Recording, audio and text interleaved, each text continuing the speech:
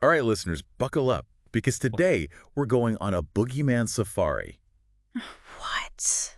A boogeyman safari. Huh. Yeah, we're diving deep into the ultimate boogeyman safari, a journey into the boogie world and beyond. There's apparently a whole other dimension full of these things, and this book is like a guidebook to understanding them, maybe even catching them. Oh, wow. I know, right? Oh. I'm not so sure about the catching them part, but I'm intrigued. Sounds like a fascinating read. And it's more than just ghost stories, right? Yeah, it really dives into like the whole nature of this boogie world place. And it's not what you'd expect. So paint us a picture, like, what is this boogie world? What makes it so different from, our everyday world? Okay, imagine like a funhouse mirror, but for reality itself. Okay. Time is all wonky and twisted, so like a minute here could be an hour there, or, sometimes things even happen in reverse. Well, really? Yeah, and thoughts and emotions, they actually have power, like they can change things. Huh. And fear, especially, can like literally reshape the whole landscape.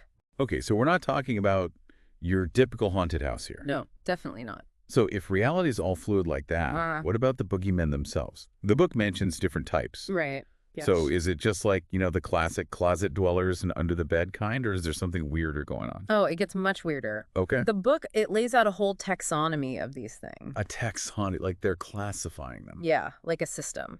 And it goes way beyond, just where they hang out. Oh, okay. It breaks them down by, how they manifest fear, what they feed on their level of, well, let's call it experience. Experience. Yeah. Okay, so are we talking like rookie boogeymen versus like the seasoned veterans of fear? How does that even work? Yeah, it's not really about age. It's more about how they use their, methods and how good they are. Yeah. The book says the more fear a boogeyman consumes, the stronger it gets and the sneakier it gets. Oh, wow.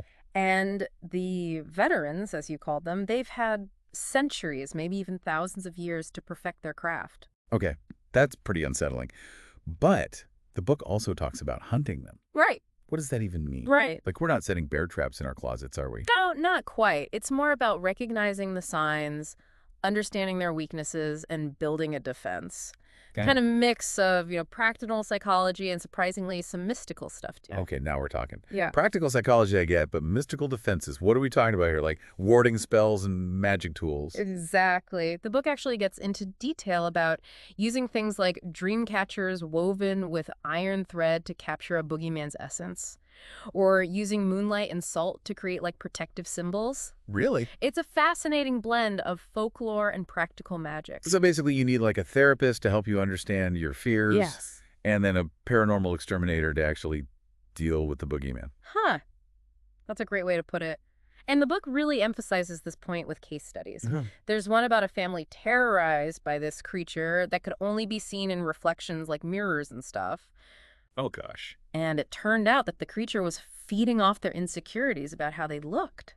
Oh, wow. That reminds me of when I was a kid, I was convinced my coat rack was some kind of monster. Really? It took me weeks to walk past it at night. Wow. But what about this family in the book? Did they get rid of this reflection monster? They did, yeah. They used therapy to work through their anxieties, and then they did this ritual to break the creature's connection to their reflections. Oh. It's a really good example of how understanding the psychology of fear can be just as powerful as any magical defense. Wow, so that's a real deep dive into boogeyman. So to sum up the boogie world, it's totally bizarre. It runs on fear. But this book says we can navigate it and even fight back if we know what we're doing. Right, and it really gets you thinking. If the boogie world thrives on fear, does that mean we're all feeding it in a way? And are we maybe even creating our own boogeymen without realizing it? Well, that's something to think about. Maybe not right before bed, though. Anyways, thanks for joining us on this boogeyman safari. You're welcome. Sweet dreams, everyone. And maybe leave the lights on tonight. Yeah, just in case.